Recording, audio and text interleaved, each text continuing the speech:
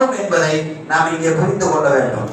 நல்ல மாட்டிற்கு ஒரு சூடு என்று ஒரு பழமொழி சொல்லுவார்கள். அதாவது ஒரு நல்ல மாடு என்றால் அந்த மாடு நடக்கிற போது பூமியில அதனுடைய கால் தடத்தை பார்ப்பார்களாம். அந்த பழமொழியினுடைய உண்மை ஆசரை நல்ல மாட்டுக்கு ஒரு சுவடு என்றுதான் அதற்கு அர்த்தம். அதை நாம் சூடு என்று மாற்றி கொண்டோம். அது கால போக்கிலே மாறுவதை போல ஒரு நல்ல மாடு என்றால் மண் தரையிலே நடக்க வைப்பார்கள். அந்த ஈரப்பண்ணிலே அந்த மாட்டினுடைய கால் தடம் எந்த அளவிற்கு ஆழமாக அச்சு பதியுதோ அந்த அளவுக்கு அது ஆரோக்கியமாக அது கனமாக இருக்கிறது என்பதை அந்த காலத்தில் அந்த மாட்டுகளை அப்படித்தான் வாங்குவார்கள். நல்ல மாட்டுக்கு ஒரு சுவடு என்று சொல்லுவார்கள். அதே போலத்தான் நல்ல மனிதனுக்கு ஒரு புத்தாண்டு கடந்து விட்டால் போதும், ஐயோ வயது போகிறதே, ஐயோ ஆயுள் குறைகிறதே என்பது தானாகவே அமல் செய்ய ஆரம்பித்து விடுவார்கள். உமர் ரலியல்லாஹு அவர்களுக்கு ஒரு நரைமுடி, அவருடைய அமல்கள் மாறியது. ஒரே ஒரு நரைமுடியை பார்க்கிறார்கள். அதுவரை கருப்பு தாடியிலே ஒரு வெள்ளை முடி வந்த போது உமர் ரலியல்லாஹுடைய அமலெல்லாம் எப்படி மாறியது என்பது அவருடைய வரலாற்றுக்கு நமக்கு தெரியும். பெருமானார் ஸல்லல்லாஹு அலைஹி வஸல்லத்துக்கு ஒரே ஒரு வசனம் வந்தது. அந்த வசனத்தின் போது அவருடைய டோட்டல் அமல் மாறுகிறது.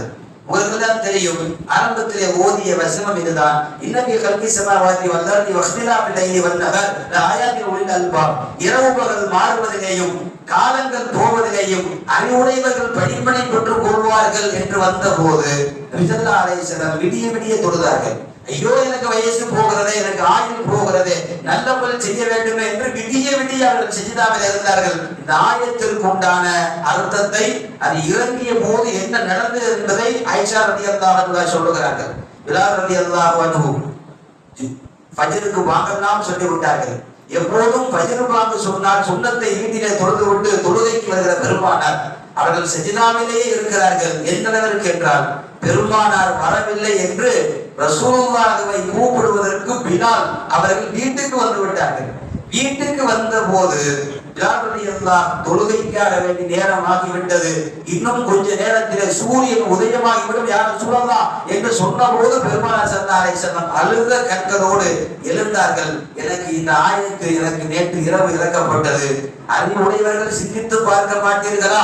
நாட்கள் போகிறதே, வருடங்கள் ஓடுகிறதே என்று அல்லாஹ் கேட்கிறார். நான் என்ன மறுமைக்கு சேர்த்தேன்? அஃபலா அகூனு அப்தன் ஷக்கூரா, நான் இன்னமும் அல்லாஹ்விற்கு நன்றி செலுத்துகிற அடியாராக ஆகவில்லையே என்று அழுதார்கள். ஒரு நல்ல முஸ்லீமுக்கான சூழல் என்ன தெரியுமா?